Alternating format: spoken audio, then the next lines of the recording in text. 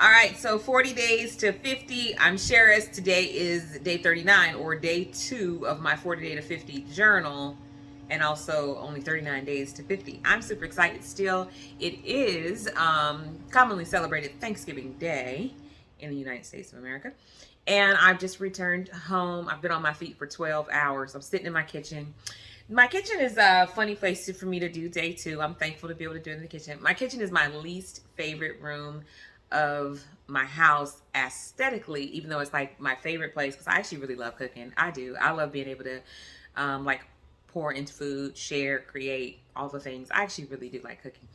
I like cleaning up a little less. You see this one last pot sitting over there soaking, and that was stuff on the stove was actually clean. It's just sitting up there because I need to dry it out and put it away.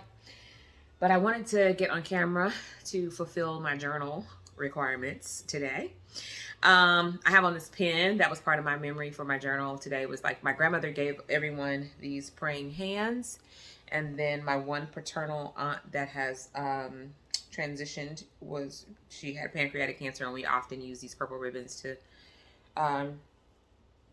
just think about her, remember her, and those others who have lost we've lost from pancreatic cancer, which include my uncle Clayton. And I don't know, I could naming all the people that I thought about and think about when I reflect on the 50 years of who was here with me for Thanksgiving. It can get a little emotional. I'm stopping that right now, because I just want to say that they're with me. Everybody that I could think of today that wasn't physically here, it was like an outpouring. I actually do want to tell this story, and I hope I don't get too emotional, because this was like an important part. I got a magic spoon. I got one spoon out of my grandmother's collection, and whenever I'm cooking and I get a little anxious about like, oh, am I doing this right? I'm like, oh, I know, it just needs me to stir it with that spoon. And I get my grandmother's spoon and I stir, and I feel like that solves all the problems that might be in any recipe. So I did cook 2 things today, took them over on Brenda's house for a Thanksgiving meal, had a wonderful day.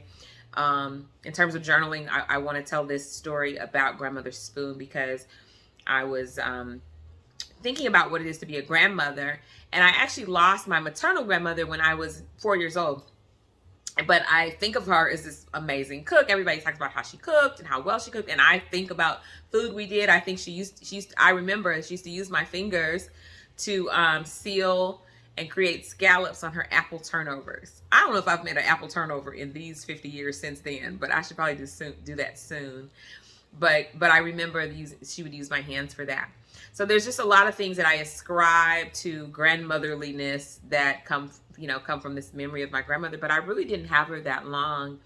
And it occurred to me today that watching my own mother as a grandmother is sort of part of the learning. It's part of understanding. She learned to be a grandmother from my grandmother. So seeing her as a grandmother is like, oh, that's how my grandmother was. My grandmother was a loving and kind person, and as generous as she could be, not just with her resources, but with her time. Like, to say that I'm going to make you an apple turnover and I'm going to put scallops on it, or in this case today, to say I'm going to make a lentil loaf, and I'm going to get up at the crack of dawn, and I'm going to roast my parsnips, and I'm going to roast my red bell pepper, and I'm going to chop, and I'm going to have some things roasted and some things sauteed, and then I'm going to blend, and all of this going into the meal is just such a expression and demonstration of love that's more than just like, oh, I made a meal. It really is, I think, part of the Thanksgiving tradition that is to some degree understated, because it's joked about, like, was the food good or not good? But the love and the intention that goes into it is